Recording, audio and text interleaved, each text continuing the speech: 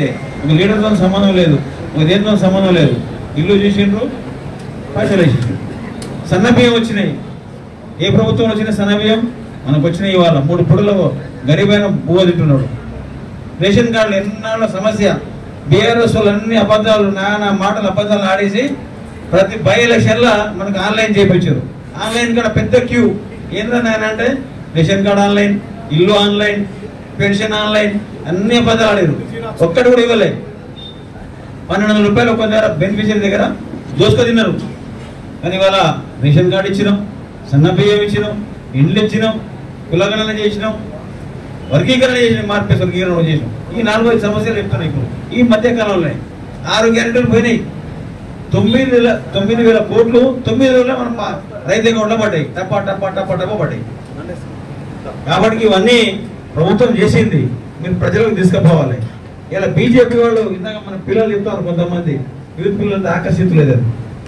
BJP వస్తే మనకు చాలా పెద్ద భారతదేశానికి ముప్పు జరుగుతుంది. నెక్స్ట్ వస్తే ఏదో కులాల పేరు మీద, మతాల పేరు మీద పేరు చేసుకొని దేవుని పేరు మీద దండుకుంటాం తప్ప అది బీజేపీ అన్ని అబద్ధాల ప్రచారం చేస్తుంది.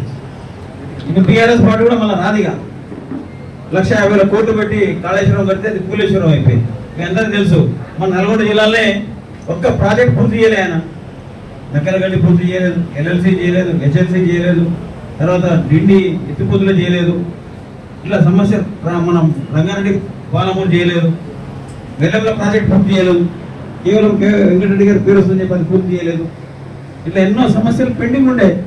కానీ మన ప్రభుత్వం వచ్చిన తర్వాత, రేవంత్ రెడ్డి గారు వచ్చిన తర్వాత, ఉత్తమ్ కుమార్ గారు వచ్చిన తర్వాత మన వెంకటరెడ్డి గారు వచ్చిన తర్వాత ఎన్నో సమస్యల మీద పోరాటం చేసి మనం అందరం పనులు చేసుకుంటా ఉన్నాం. 1-2 సమస్యలు ఉండొచ్చు, కార్యకర్త కూడా అన్యాపీగా ఉండొచ్చు. అన్ని పెద్ద స్కీమ్స్ వస్తున్నాయి మీ నల్గొండకు. ఆడ బైపాస్ వస్తుంది, ఈడ రోడ్డు వస్తుంది, ఆడ రోడ్డు వస్తుంది. కానీ మనకేం వస్తున్న బాధ ఉన్నది, ఆ బాధ ఉన్నది, అది కూడా ఉంటుంది. కానీ ప్రభుత్వంలో ఒక్కసారికే మనం ఎన్నో అధిగమిస్తా ఉన్నాం. ఇప్పుడు ఒకటి రాజీవ్ వికాసం కూడా రాబోతా ఉంది. మొన్న రేవంత్ రెడ్డి గారు రైతు భరోసా పథకంలో చెప్పాడు, రాజీవ్ వికాసం తప్పకుండా ఇస్తామని చెప్పేసి. అది కూడా పెద్ద స్కీమ్ అది కూడా. కాబట్టి దయచేసి మీరందరూ అంటారు ఇప్పుడు నేను కష్టపడితే ఇదాకా వచ్చినది. ప్రతి ఒక్కరికి కష్టపడడానికి పేరు పక్కా ఉంటుంది. మీరందరూ కూడా ఏంటంటే మోహన్ రెడ్డికి మోహన్ రెడ్డి గారి పేరు రాష్ట్రంలోనే చెప్తా ఉన్నారు అందరూ, ఏదో ఒకటి చేయాలని. తప్పకుండా అందరికీ న్యాయం జరుగుతుంది. అదేవిధంగా ఇప్పుడు మీరందరూ ఇంత సహకరించి మా అందరికి కూడా, ఇప్పుడు నేను డీసీసీగా 5-6 సంవత్సరాలు అప్పుడు ఎవరు రాకపోతుండ్రే. మోహన్ రెడ్డికి చెప్తే 10-20 మంది వచ్చి మేము ధర్నా చేస్తుండే. సరే మా బుర్రి కొంతమంది అందరూ లైన్లో ఉంటుండే అందరం అనుకో. ఈయన మనం చెప్తే మమ్మల్ని